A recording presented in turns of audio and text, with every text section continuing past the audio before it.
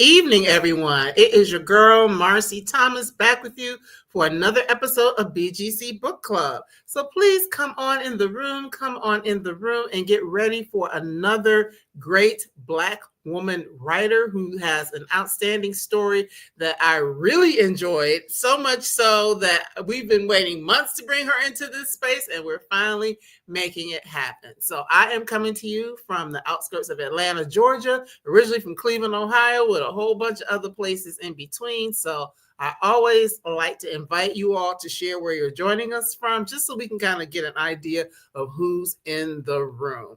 So tonight, I am excited. Let me go ahead and pull my book over here so y'all can see it. We are going to be talking with Angela Jackson Brown about Untethered. Look at that beautiful cover. You see, I tried to have little flowers and a little purple today to match it up a little bit.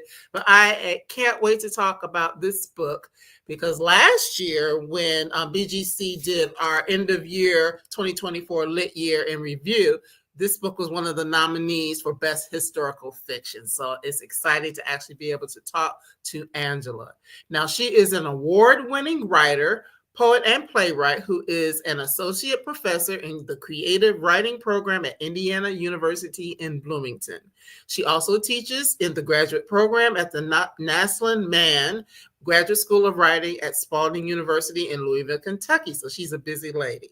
She is the author of Drinking from a Bitter Cup, House Repairs, When Stars Rain Down, The Light Always Breaks, and Untethered, many of which are books that have been nominated for numerous awards. And Untethered is another one of those wonderful books that we're going to dive into here in just a moment. So without any further delay, let's welcome Angela Jackson Brown to the BGC Book Club. Welcome. Hello, how are you doing, Marcy? I'm doing so great. Oh, yes. Oh, love the intro music. Glad you love it, Karen. Thank you so much for being here. That's one of my sorors here in the Atlanta area. So, yes, thank you, Angela. You know, we've been waiting to do this for a while, as I said. So we sure have. So thank you for your patience and yes, to come and visit. Yes, yeah. So, number one, this book is such a great book, as are the other books that you have out there in the world that have been shortlisted for many awards, of getting all kinds of accolades and things like that. So when you chose to start writing, what was it that led you to want to embrace historical fiction? Yes, well, I say it really stems from where I come from. I grew up in rural Alabama. I grew up with a family of uncles who were storytellers. They were not learned men in terms of having gone, even graduated from high school, but they all had this knack for weaving these imaginary stories together that would just leave me in awe. So I say, before I ever enrolled in a creative writing class, I learned from master storytellers underneath the pecan trees where I grew up, where they taught me the fine art of holding someone's attention with a story. Well, I love that. It's like that oral tradition is so powerful within our communities. So the fact that you could take that, learn to love stories, and then say, hey, I think I can tell some stories too. Absolutely. And historical fiction is it's my first love. I've been dabbling here lately and trying to tell some more contemporary stories, but my heart always seems to go back to the past. Mm-hmm. And what is it so much about the past that intrigues you? Oh, I think it's because there's that creative distance between when the events happened, and it gives me the ability to sort of process the information more than if I'm writing about something that's happening in the here and now. You know, if I'm thinking about something that happened in the 1930s or the 1940s or the 1960s, which is the case with this book, yes, I've seen the trajectory of history and how it has progressed. I see the changes that we've made as a result of those things. And I think it allows me to really examine the past with a clearer eye than maybe if I were writing about the present day. Okay, that makes sense, because they say hindsight is 20/20, and even though it's not necessarily your specific hindsight, there's enough source material to kind of help you see like where we were and where we are today. So I do love that. Yeah. So in telling this particular story, Untethered, you say that this is a little different from the other historical fiction books that you've done. So what is different about this? The other historical fiction books that I've written, I would say I leaned in more heavily into the historical parts of it. So when I wrote When Stars Rain Down, that book was set in 1936, and I really sort of positioned it in the racism that was taking place in 1936 Georgia. Mm-hmm. Same is true for The Light Always Breaks and Homeward. Those were all driven by the historical details of that era.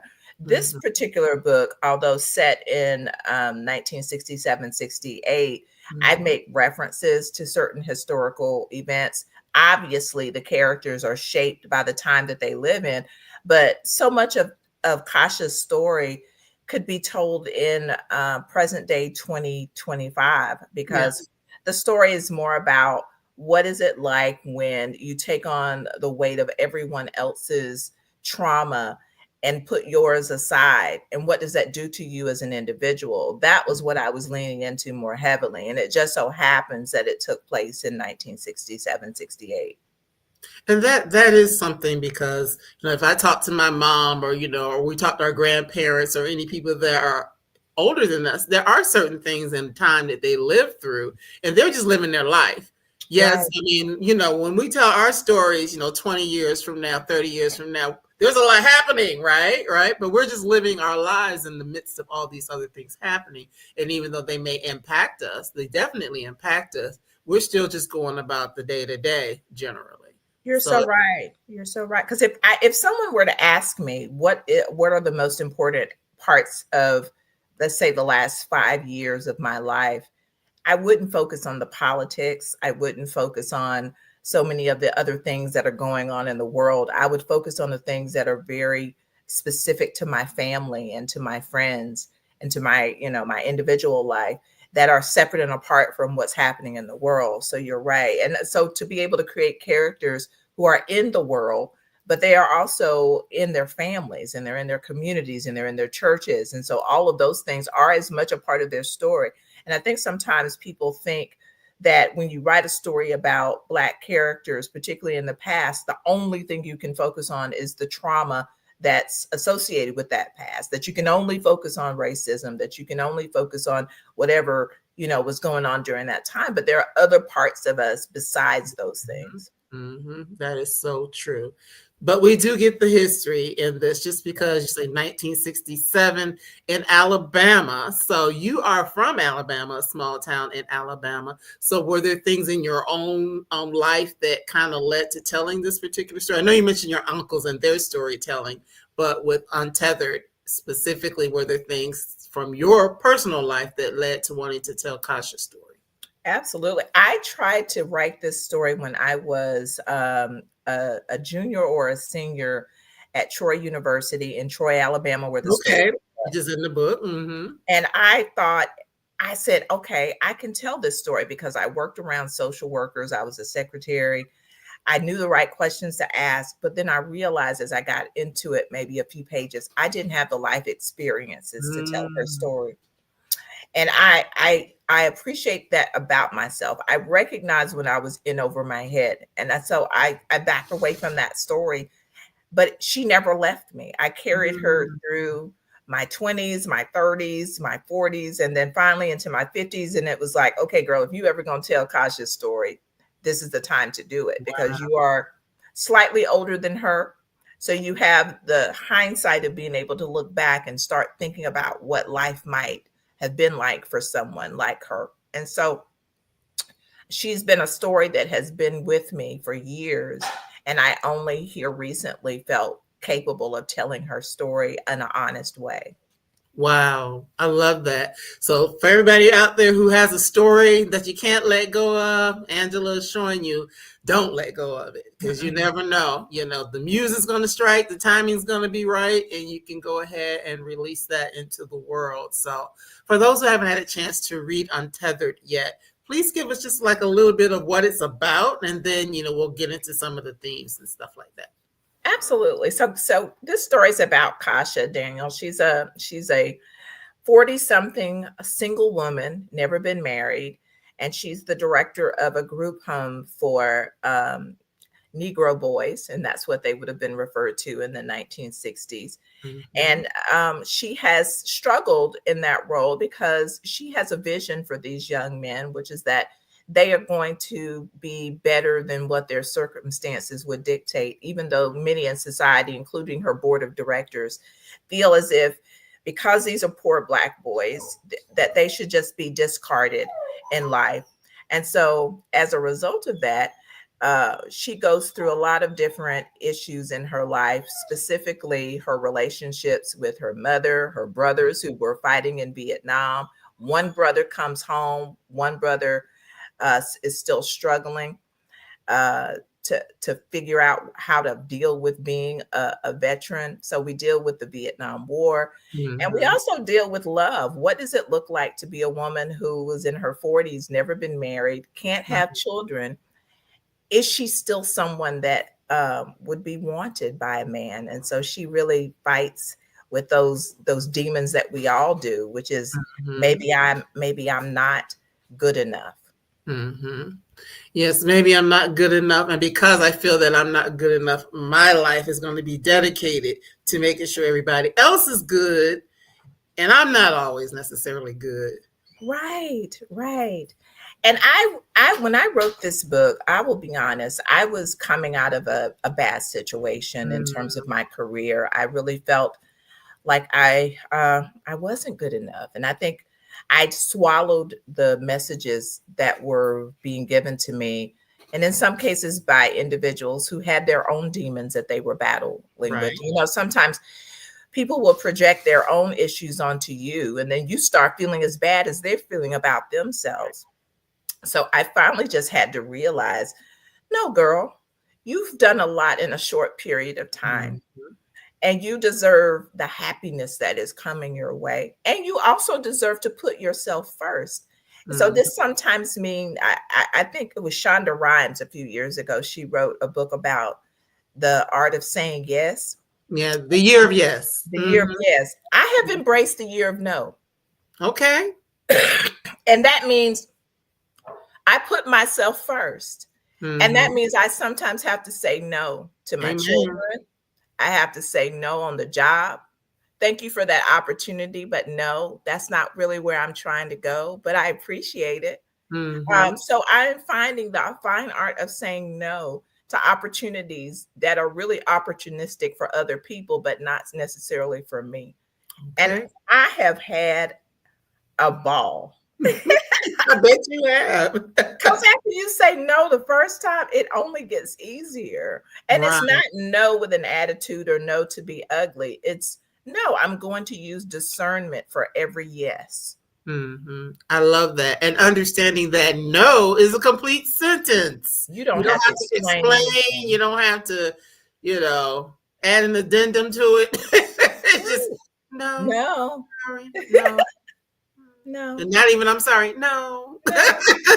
So that is good. That is good. So And Kasha, because it trains other people to be very, they learn discernment with you because then they are very careful about what they ask of you because they know that you have the ability to say no to them because you've done it before. absolutely, absolutely. So now I have to sidebar. Is your puppy acting up because they hear your voice? I apologize. He just got taken out of the room.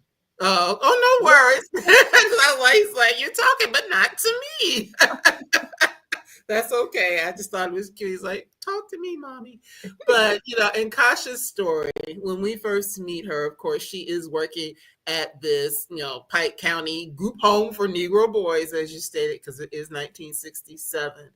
And because, she's this woman who isn't able to have children. She's never been married. So the children or the boys at her facility become her family, basically. They Yeah. become the ones that she cares for, that she nurtures, that she wants to see them do well. And that's really understandable because oftentimes a woman will put all of her life into the work that they're doing if maybe they don't have these other things, because like what else are you really going to do but be good in your job, so to speak. But it's just interesting to see that, and it's a little bit different for her because these are people that are pretty much living in this facility that she is monitoring, so she's responsible for them like a parent, even though she isn't a parent. Yeah. Yeah, I just again, I often when I'm writing through things that I do see happening in the world around me, and wanting to write a story that shows young Black boys being embraced in ways that we often don't see them be embraced in society. Creating a story about a young Black man, a young Black boy who is uh, probably would have been treated like a man by society. And I wanted to repeatedly enforce the idea that just because a child looks like a grown man, it does not mean that he's a grown man, and he still should be treated like the child that he is. And so I thought about Michael Brown. I thought about Trayvon Martin. I thought about all these babies of ours that society took away their childhood and created this persona of them that wasn't real. And for me, these boys are all of those boys wrapped up into one story. That's true, because we have Chad, we have Pee Wee, and they find themselves in this home due to circumstances beyond their control with their parents, the people who are raising them, your parents and or others who are responsible for them, that at some point they find themselves not being able to really be responsible, and they end up in this space. And when I first got the idea of the book, I really thought about writing about a group home for girls. Okay. But as I thought about it more and more, I realized, no, the story that needs to be told, that's needed more than a story about little girls in harm's way, is about little boys, because we often don't think about the abuse that our young boys experience, which is just as traumatic, and in some ways more so because our boys aren't given the freedom to grieve and to mourn and to cry and to be little boys. Yes, because that's definitely something that we see at the very beginning. As there obviously you all have to read the book. We're not going to tell you everything, but we see that there's some things that are happening where this young man Chad is kind of lashing out because he doesn't want to go back into this space where he hasn't been loved and nurtured and treated as well. So we see Kasha dealing with that, trying to figure out how to navigate making sure that he's good.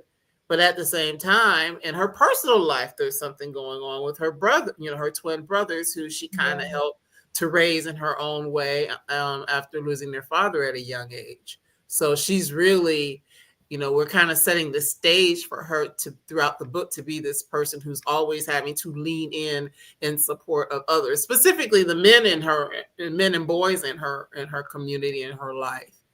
Absolutely. Absolutely. And again, it was writing a book that I needed. And I'm always starting with myself. What is the book that you need? I think it was Toni Morrison. If there's a book that you want to read and it hasn't been written, write it yourself.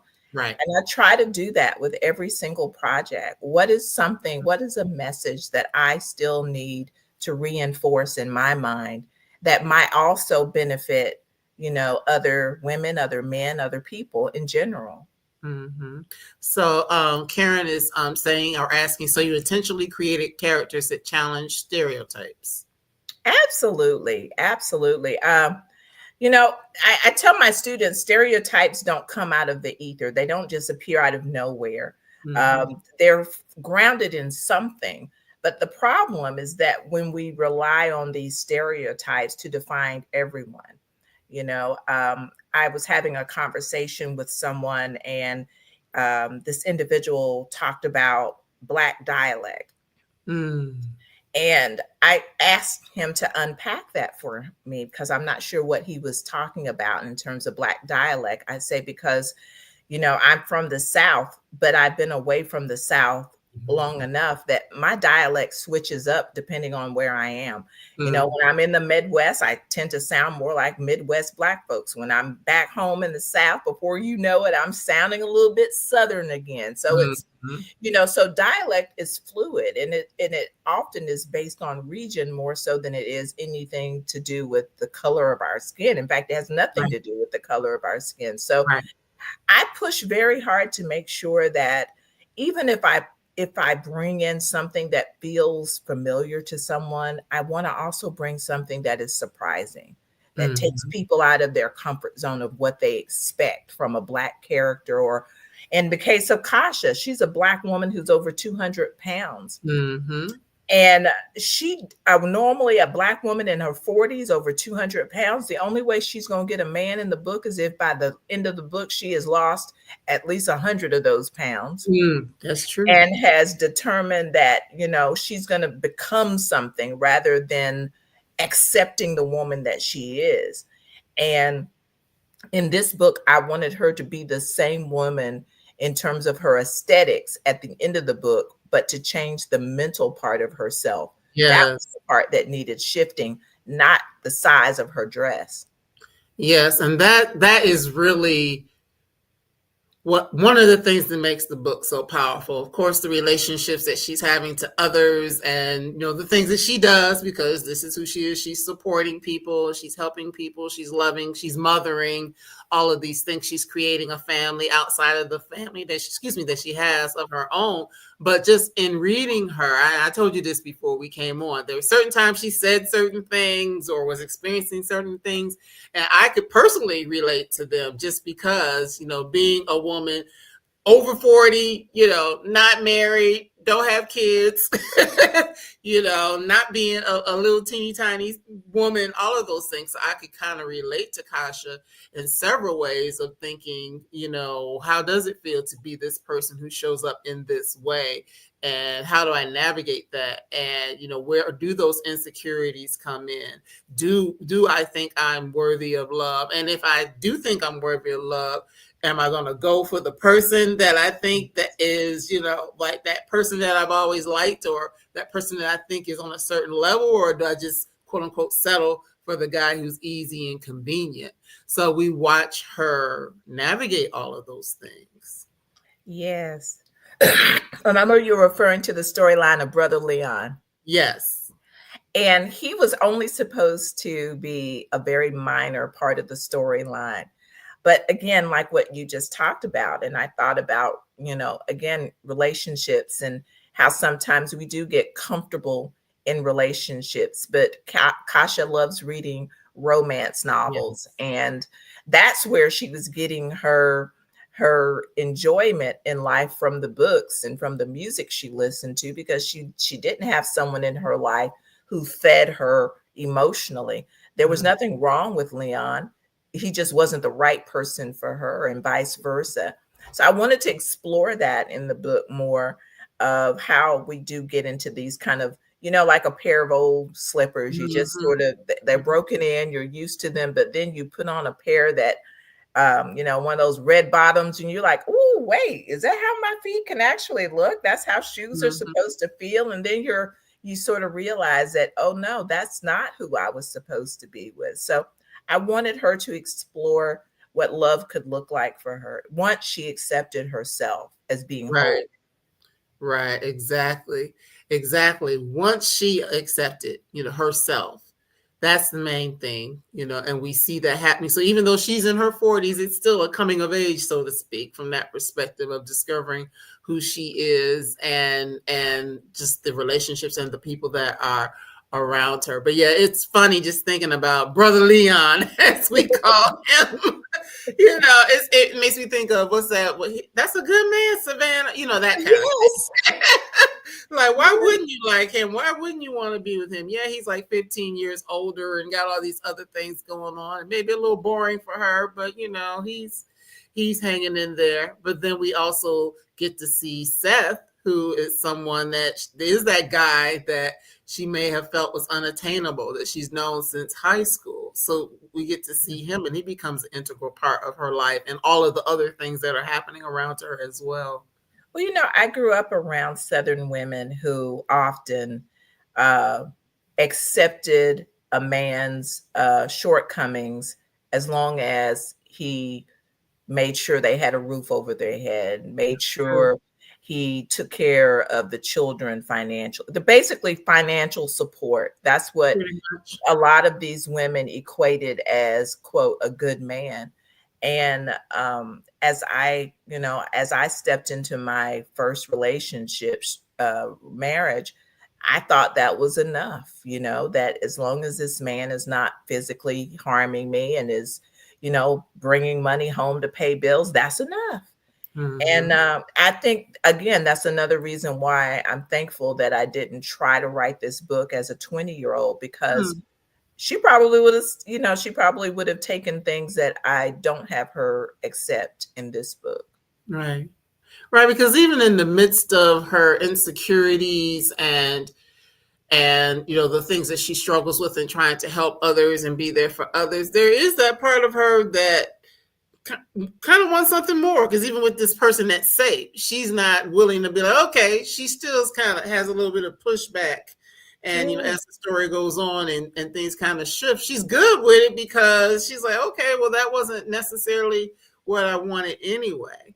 But Yeah. you mentioned the fact that she is finding solace in these books. So how fun was it for you to like go back and look at what women might have been reading like in the late 60s? Yes, you're right, and that's part of my research process. That's fun to me. I've always enjoyed historical research, whether it's something very light or something very serious. So, looking to see what romance novels she probably would have been reading, and and then deciding what parts of those stories she would actually kind of gravitate towards, and wanting them to be kind of a risque type of Mm, novel, kind of they used to call them bodice burners or page, turners, the kind of books that, as a teenage girl, I would have hidden right. underneath, nothing, there was nothing in them that was that, and compared to today's time, Well, nothing absolutely terrible. But not. those just weren't the kind of books good girls read. So I channeled a bit of my own nerdly self in the types of books that I gravitated towards, which was everything and anything, including romance novels. Hmm. And just the fact that thinking of what she was reading, she didn't have all these wonderful Black women writers writing the romance like we do now. So it was names that somebody wrote bodice rippers. Bodice Bodice rippers. rippers, that's it. Yes, I never heard that term, so that's a good one. yes. That's a good one. But yeah, it's just to think of what life would have been like. So from that perspective, the fact that you did make it like a 1967 story and not a 2025 story is an opportunity to kind of learn and see what life would have looked like for a sister, a Black woman in that time, and even what she was reading, what she was listening to. Like she loves Nina Simone, so you had a chance to really dive into Nina's work as well. Whenever I write a book, I generally have a playlist in mind that I'm listening to.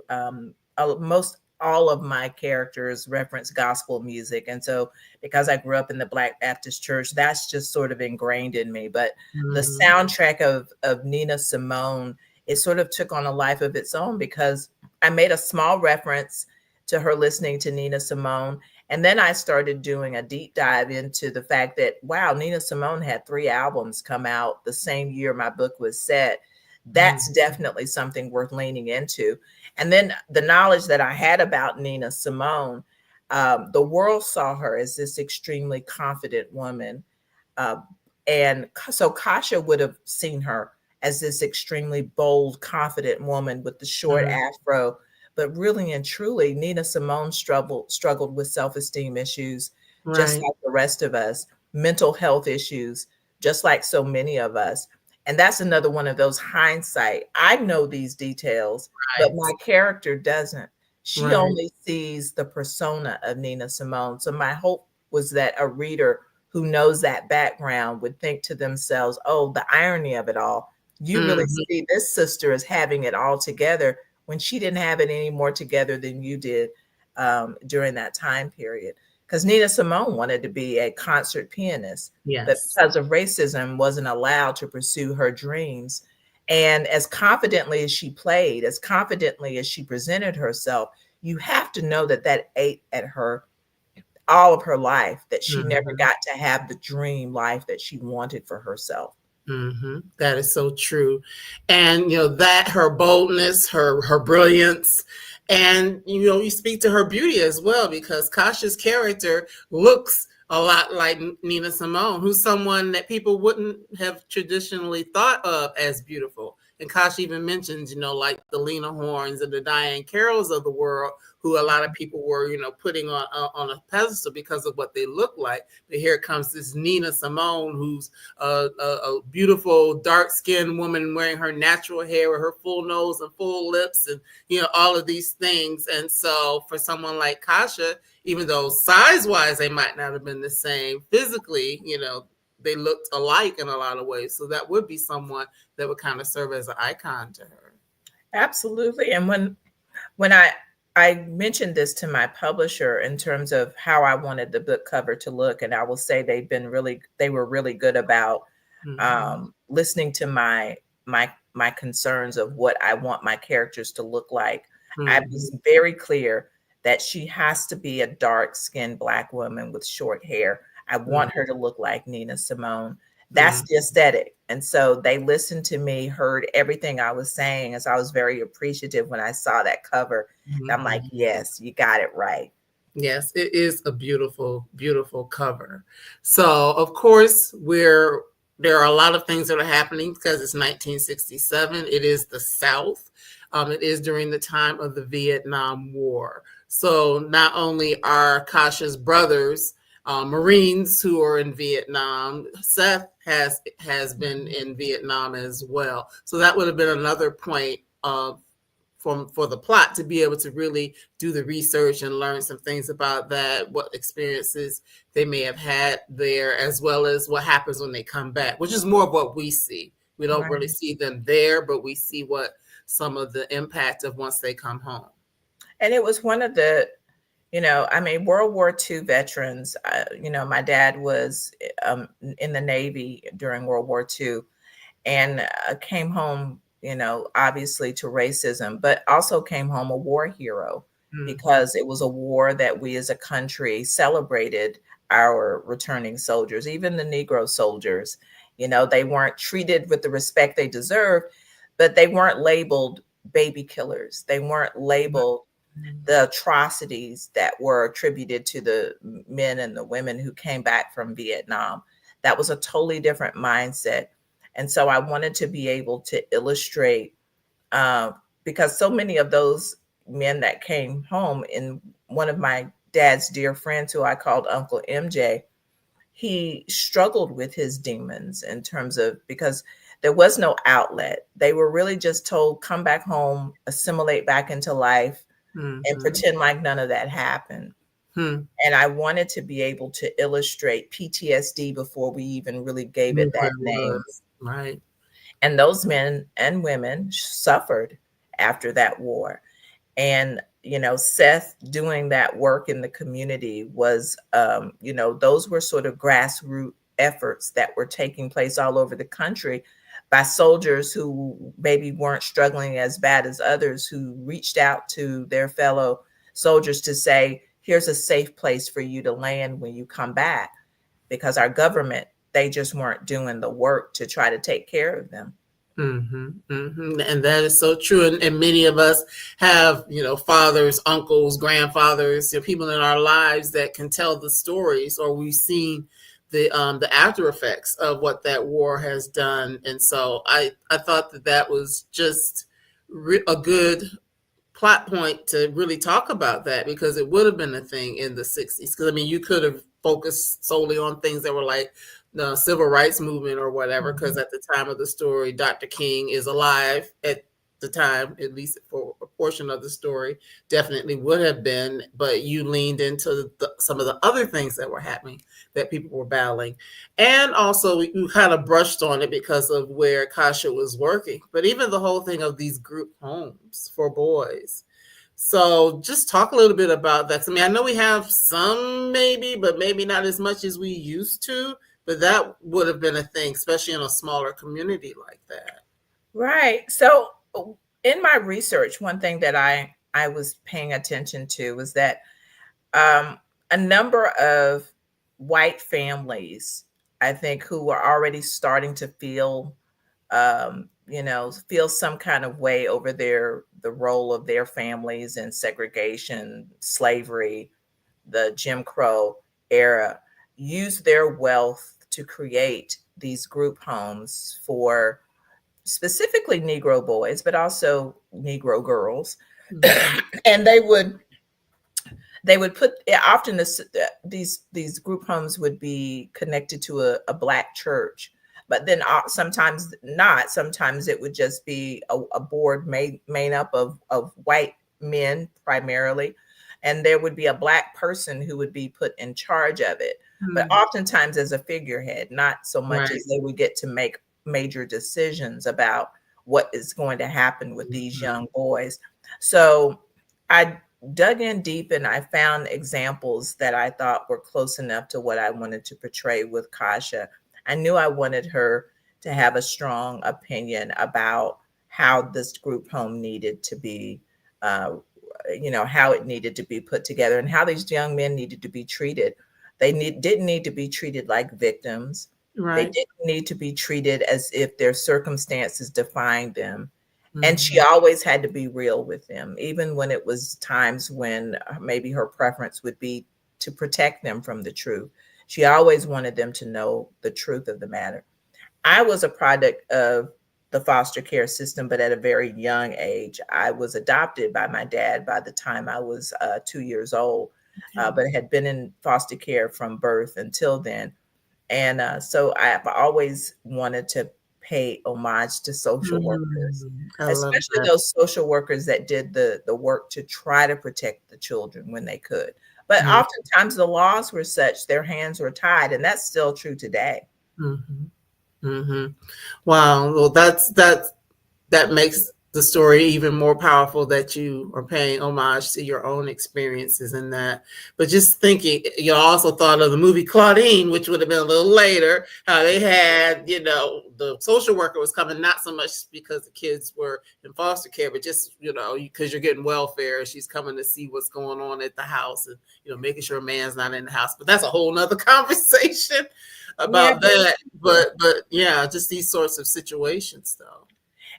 and someone who read my book, it was another book club, and she said, "Well, I don't know if I bought the idea of Kasha standing up to the white woman social worker in the way that she did at the beginning of the Hmm. book." She said because it was the South, and I just don't know that a black woman would have been that forceful. And I said, "Well, you didn't know my aunts." Right. You didn't know the strong black women I grew up around. Mhm. So many of the women in my family were domestic workers. And I Yes. can remember being taken to the houses of the white families whose, homes they cleaned and cooked for. And they would go toe to toe with these white women. Right. I can remember one of my aunts literally saying to the lady, "You need to get up out of my way so I can take care of this house. Now you go sit down and let me do my work." And I remember the white lady just very humbly going to the living room and sitting down. And I thought, Mhm. wow, I just didn't know this was possible. But I recognized that there was a dynamic between certain black women and certain white women, Mhm. specifically during that era, that if you are not from there, if you've never seen it firsthand, you wouldn't know that it existed, and you can't go by what's in the movies and No, on you can't. television.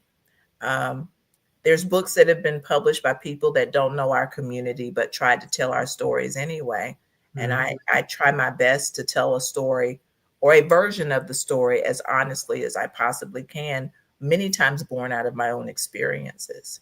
Yes, and that what you said is so true. Because you think, oh no, she wouldn't have. Like, she was serving as a mother figure, Right. and mothers are going to protect their own. They're not going to just lay down and be like, okay, whatever, take them, do whatever you want.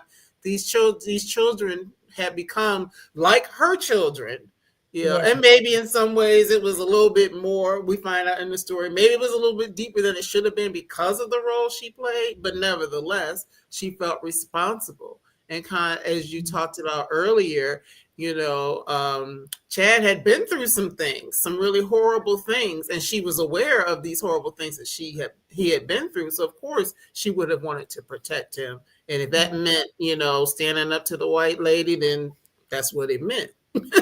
Right. I mean, throughout history, whether we had power or not, we have done the work to try to protect our own. We didn't Mhm. always succeed at it, but we always made the attempt. And Jean is saying that is the gift of authenticity in historical fiction. Thank you. Absolutely. And the power of who is telling the story, as you just said, Angela. Who's telling the story? Who's telling the story? Exactly. And and I don't say that to say that I'm putting limitations on who can tell stories, but I am saying that we as readers should put limitations on what stories we take in. Mhm. And so, any writer has the right to write anything that they want, but every reader should have the discernment to know that a story is going to be told to you differently if it's told by someone from that community. And that's any community. That's any community. Right. And as you're saying, I'm thinking of like the film adaptation of The Color Purple. Yes, the original one was done by Steven Spielberg, but there was a whole lot of Black people that were playing a part in him telling Exactly. that story. Alice Walker was there throughout the taping, filming Mhm. of that movie, and was very adamant about protecting her work. And I think that's something we as writers of color have to always, be mindful of protecting our story and not get caught up in the hype of publishing to the point where you sacrifice the story because someone else thinks it should be told a different way. Mhm. Mhm. Well, one thing, this story, there's a lot of, I would call it intrigue to a certain extent within this story, just because there are so many different things that are happening. As we've already talked about, we're dealing with what's happening with Kasha's brothers and, Vietnam and what's happening as they're making their way home. You got to read it to know the whole story. We're not going to tell you, we're not giving any spoilers. But then also what's happening with these boys that she is, has charge over. And, some things happen because, of course, there has to be things that happen that move the story along. But there are things that are happening that she's navigating all of this, all while dealing with the people at her job who are trying to potentially move her out for their own selfish reasons, as you've already kind of talked about.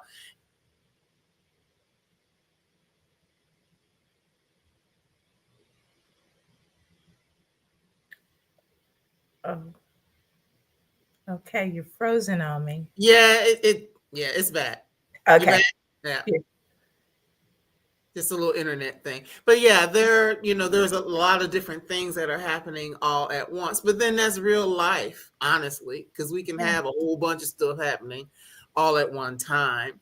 But what I love about Seth's character, the high school crush that she had, when he comes in, and he is kind of like a knight in shining armor in some ways. Yeah, again, someone asked earlier about stereotypes, and I think oftentimes, you think about the high school jock, and you don't really think there's much substance there. You really feel like they are always going to be this kind of arrogant individual who is very full of himself and is, can't see beyond his own talent and his own ability. And everybody flocking to him, he's going to have them in his ear. And I really wanted Seth to be far more layered than that as an individual.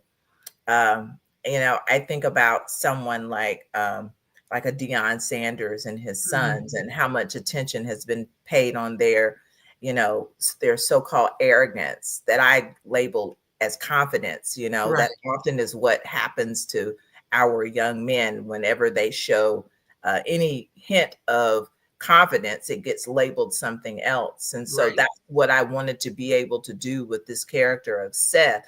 I wanted him to have all of those attributes of someone who was athletic and into his craft, but also have layers to him that would make him someone that would see Katia and look beyond, not look beyond her packaging, to see her packaging and like it, Right. to see her as a whole woman, Mm-hmm. who is far more layered and far more nuanced than maybe the average person would have given her credit for. So, yeah, I did turn him into kind of the ultimate guy, but I Yeah. thought she deserved the ultimate guy. Why not? She did deserve the ultimate guy, and and he had his flaws and issues, just like she had her flaws and issues. And again, that's real life. That whole thing, like what, well, wouldn't have been in the '60s, but like the Instagrammable, good looking, everything's perfect type of couple. Yes. That's just not reality. And so being able to see that and to see a man who has all of these things that you would think make him want a different type of woman, to have him like really, really wanting her, and her being the one kind of like, I don't know, you Yeah. know.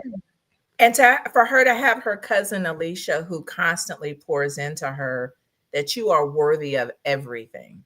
Yes. You are worthy of all of the love, all of the romance, all of the tingly feelings when that person Mm-hmm. walks into the room and you look at him and he looks at you. You deserve that.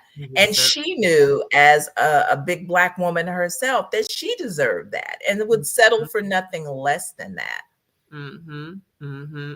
And as you said that, I've been thinking, I haven't watched it yet, but there's been a lot of commentary about the movie Sinners. I haven't gone to see it yet. Oh, About, yeah. the full figured woman being loved, this Southern woman in the 40s, I believe, or 30s or 40s, whatever the timeline is of that film, but showing that, yes, those women get loved on too.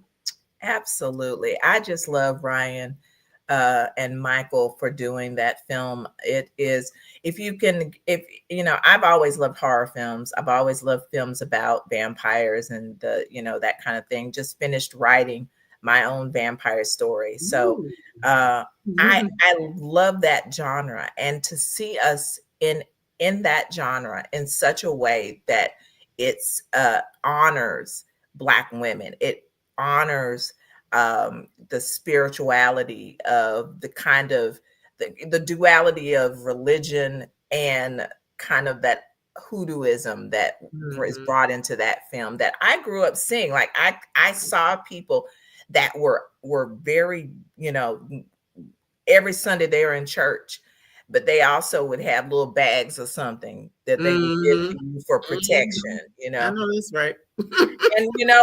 and I never saw it as a contradiction in terms. It always felt right because that's just what I grew up, this kind of, or having an altar for the deceased ancestors. Those were things I grew up seeing, and it didn't scare Mhm. me or make me feel like one was in contradiction to the other. So to see someone as a storyteller tell that version of our history too, that has as much right to be told as any other. I appreciate that. Mhm. I love good storytelling.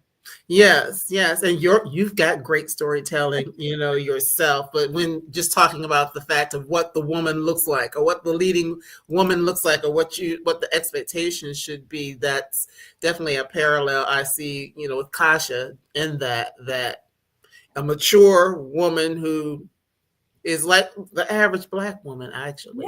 Yeah. you know, Yes. from that perspective. Oh, I had I never met my maternal grandmother, but I was told that one thing that she was most concerned about when she got, really sick in her older years was that she was going to lose her hips. Okay. And I can remember growing up, because I didn't grow up around her, and I grew up around an adopted mother who was very erred on the side of more European looking in her features and her body, and my body just didn't match up with hers, and constantly being told to wear girdles and told to, to try to tame down my hips, and to realize that I got my hips from my grandmother. And Mhm. now it's like me and these hips, we don't even, we walk with pride I now know because that's right. I know there's ancestry in these hips, and I'm Come on now. thankful for that. I love that. Ancestry in these hips. I'm a hold on to that one. There's definitely ancestry in these hips. And yes, and just being who you are as a woman. So last but not least, and we had another question that I see your question, Karen. I am gonna ask it, but of course, in the blurb about the book, it talks about the whole thing of finding family. And so, we've got Kasha and her family. You've got the people that she is in relationship with outside of work, but then we also have this work family that she has because they're all coming together to support these young men in this home. And that was just really powerful to see as well, how in this home there were single folks, there were married folks, there were the mothers who did all the cooking, whatever the case may be, but it really leaned into the concept of it takes a village. Mm-hmm. Yeah, I mean, as someone who's adopted, I've had to accept the fact that blood is not the only way that a family comes together. My daddy who raised me, that's my daddy. Mm-hmm. There's nothing anyone on this planet or outside of this planet could tell me to convince me that MC Jackson was not my daddy. So I recognize at an early age that it's more about who shows you love and who allows you to show them love. And those are your family. And I talk to my kids often about the importance of circles, and that be hesitant calling everybody your friend or calling everybody your family, because it's a very small group that should be within that little circle that's closest to you. The people that you can give your pain to, and they not take it and put it back on you to hurt you worse. Ooh, that's a word right there. That's your family. Everything else, those are associates, so they can't hurt you. They really don't have the power because you're not giving them that power. That is so good. Yes, and Kasha, she has this family, all these people that love her, on her through the good times, through the bad. They all come together, they support one another. And you all have, if you haven't read it yet, you got to read the book, and it is available on audio as well. But you got to dive into the story because there's a lot we didn't talk about, but that's the whole point. We want you to read it, just get it kind of whet your appetite for wanting to dive into Angela's great work. But there is a question that came from Karen, basically at saying, you being a poet, does your background as a poet influence the structure or anything in your writing when you're writing novels? Yeah, I'm always thinking about the way something sounds. As a poet, it's as much about the musicality of the language as it is the words itself. And so I'm not just writing, to put a plot on the page. I'm also thinking about how does it sound? What will it sound like when my audiobook reader, when she reads it? How will it flow off of her tongue? And how do I do things so that when my readers are reading it for themselves, they read it the way I hear it in my head? So I'm constantly in my office, not just typing away, but also rereading it to hear, how am I making this flow on the page in such a way that it flows like a poem at times. So those styles of writing definitely feed into each other. Sometimes it's hard to know if I'm writing prose or writing poetry because they feed from the same part of my brain. I love that. I love that. And we talked about this before we came on because I got some extra minutes with her, y'all. So, but one of the things that we talked about is the fact that Angela, like a lot of other writers, that they have day jobs. Everybody is not in a situation where they are able to write full time and focus on their art in this way full time. So, for you, how do you make the time and the space to do your writing as someone who's also still working? It goes back to what I said a little while ago about putting the art of saying no.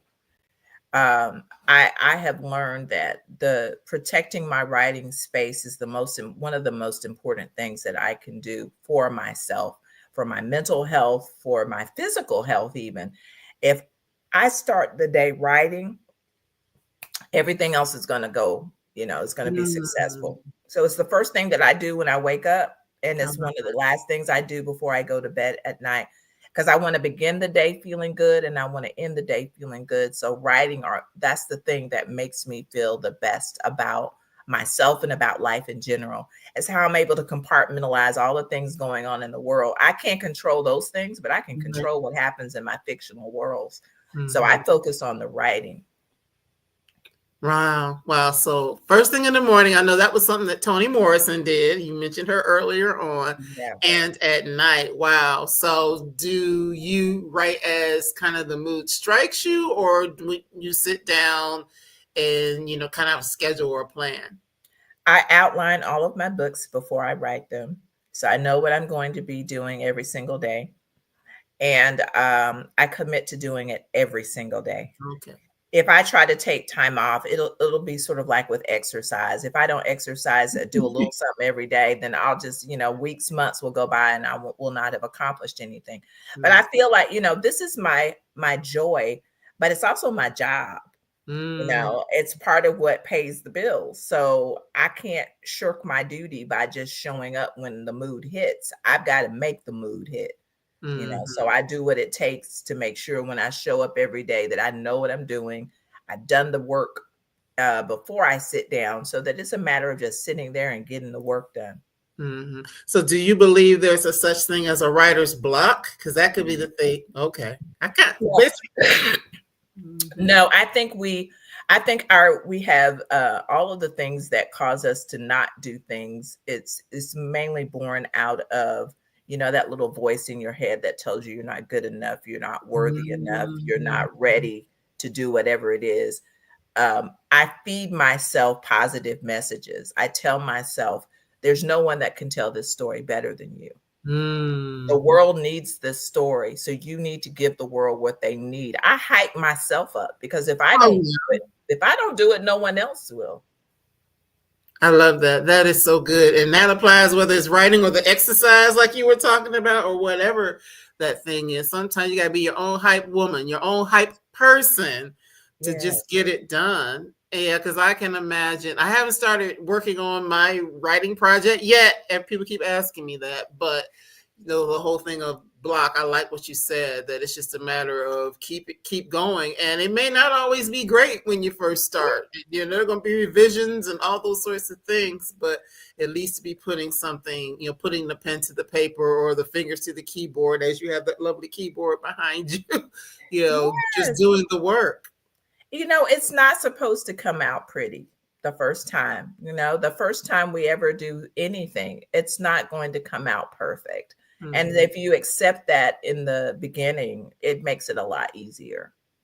It definitely does, because as I was telling you before, just went over 5 years of doing BGC Book Club, and there are some old videos, and many of you probably have not seen, from like 2020, that I will be loading on YouTube, just because I have to take them off of Facebook. But when I was looking, I was like, ooh.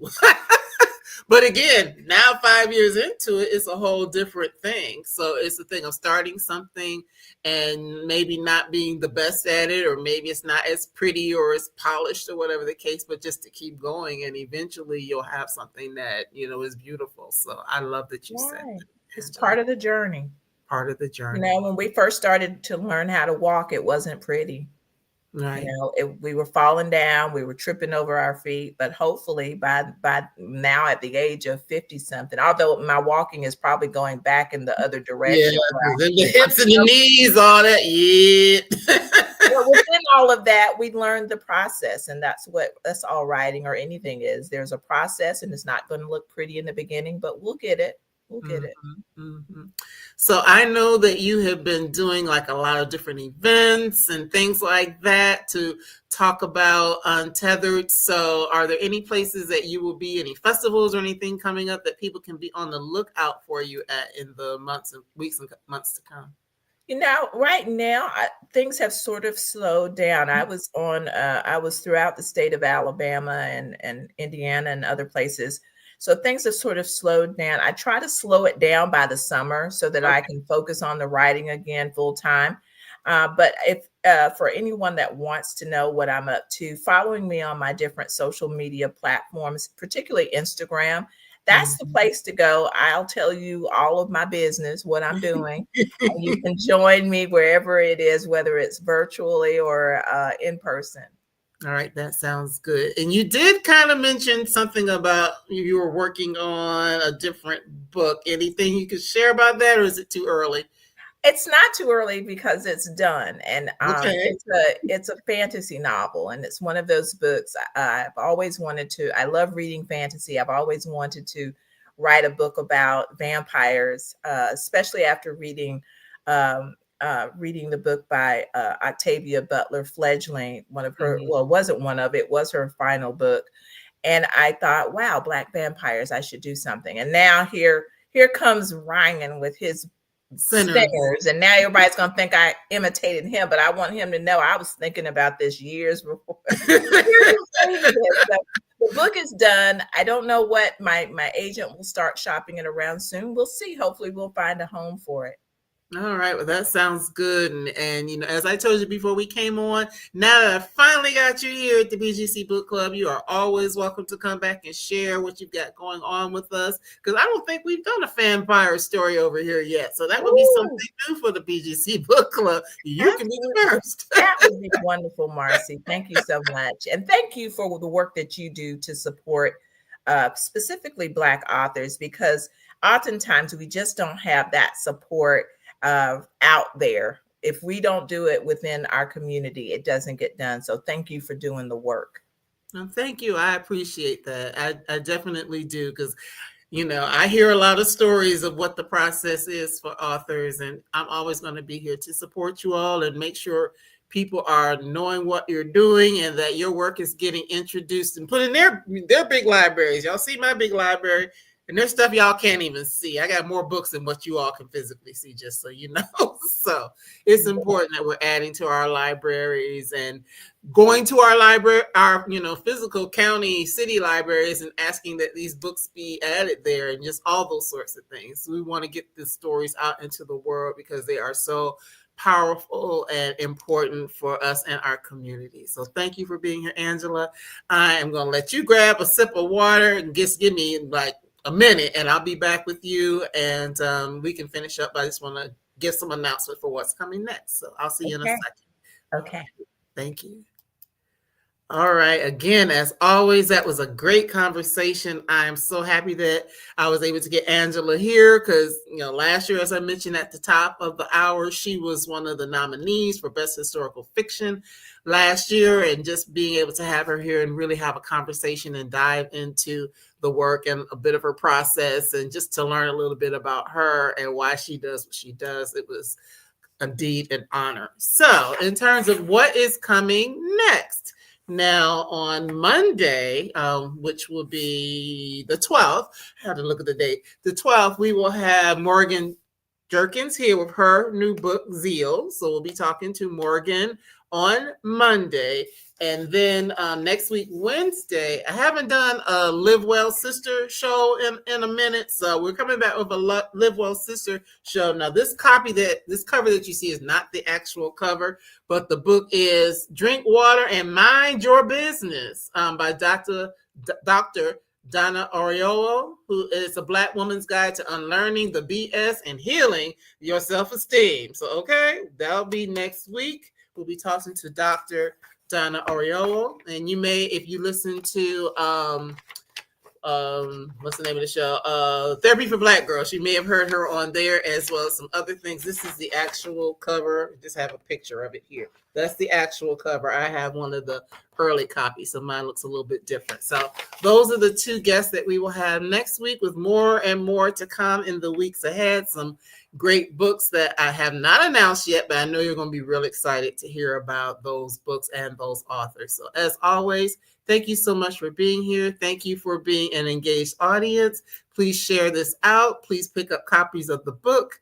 and tell a friend about Untethered and the work of Angela Jackson Brown. And thanks again for being here. We'll see you real soon. Take good care. Bye-bye.